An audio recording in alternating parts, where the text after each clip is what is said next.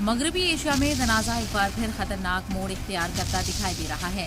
एक जानिब अमेरिका और ईरान के दरमियान सिफारती कोशिशें जारी हैं, तो दूसरी जानिब मैदान में जारी फौजी कार्रवाई पूरे इलाके को नए टकराव की तरफ धकेल रही है। ताज़ा सूरत हाल उस वक्त और संगीन हो गई जब अमेरिका ने जुनूबी ईरान में कई अहम ठिकानों पर हमले किए।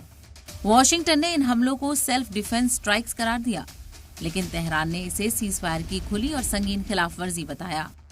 ईरानी वज़ारत ख़ारजा ने अपने सख्त बयान में कहा कि अमेरिका ने एक नाजुक जंगबंदी को तोड़ा है और ईरान किसी भी शरारत को बेजवाब नहीं छोड़ेगा। तेहरान ने साफ कर दिया है कि अगर हमले जारी रहे तो जवाबी कार्रवाई भी तेज होगी।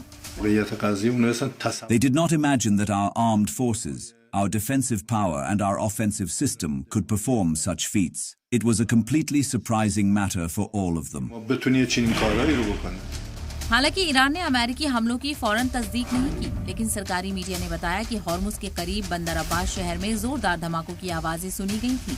ईरानी न्यूज एजेंसी महर के मुताबिक शहर की सूरत हाल काबू में है और आवाम को फिक्र करने की जरूरत नहीं। रिपोर्ट्स के मुताबिक अमेरिका ने रात भर जिन ठिकानों को निशाना बनाया उनमें ईरानी मिसाइल साइट्स और माइन बिछाने वाली कश्तियां शामिल थी। हॉर्मुज दुनिया के अहम तरीन समुद्री रास्तों में शुमार किया जाता है, जहां से दुनिया भर के तेल की बड़ी सप्लाई गुजरती है। यही वजह है कि यहाँ तनाज़े का असर आलमी मईशत पर पड़ रहा है।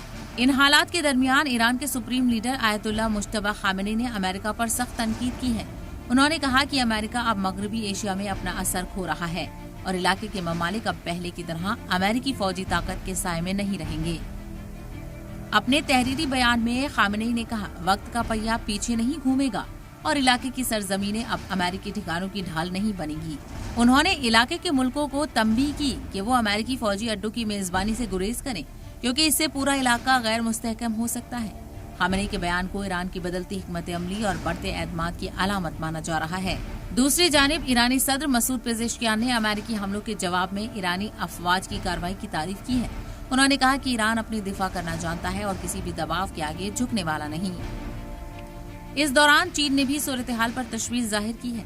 बीजिंग ने दोनों मुल्कों से सीज़फायर का एहतराम करने और मसले को बातचीत के जरिए हल करने की अपील की। चीन का कहना है कि मगरबी एशिया में बढ़ता तनाव दुनिया के अमन और तिजारत दोनों के लिए खतरा बन सकता है। We urge the parties concerned to fulfill their ceasefire commitments, resolve disputes through peaceful means, continue to work toward a solution that takes into account the legitimate concerns of all parties through dialogue and negotiation, and promote the early restoration of peace in the Middle East and Gulf region. उधर अमेरिकी वजीर खारजा Marco Rubio ने कहा कि Hormuz हर हाल में खुला रहना चाहिए। उन्होंने दावा किया कि अमेरिका इसे खुला रखने के लिए हर मुमकिन कदम उठाएगा। रूबियो ने यह भी कहा कि वॉशिंगटन अब भी ईरान के साथ समझौते की उम्मीद रखता है। It's going to take a couple days to settle on even down to the disagreements over a word sentence. So we'll have to work through that. If there's going to be a deal, we're going to have to work through that. But this is it's either going to be a good deal or there isn't going to be one. लेकिन सबसे बड़ा इख्तिलाफ Iran के enrich uranium को लेकर बना हुआ है। अमेरिकी सदर डोनाल्ड ट्रंप ने एक बार फिर मुतालबा किया है कि ईरान अपना एनरिच यूरेनियम अमेरिका के हवाले करे ताकि उसे तबाह किया जा सके, या फिर आलमी निगरानी में ईरान के अंदर ही उसे तबाह किया जाए। ट्रंप ने अपने सोशल प्लेटफॉर्म पर कहा कि ये मसला हल हुए बगैर किसी बड़े समझौते की उम्मीद नहीं की जा सकती। मगर तेहरान ने सख्त तेवर साफ दिखा दिए हैं कि ईरान दबाव की सियासत के आगे झुकने वाला नहीं।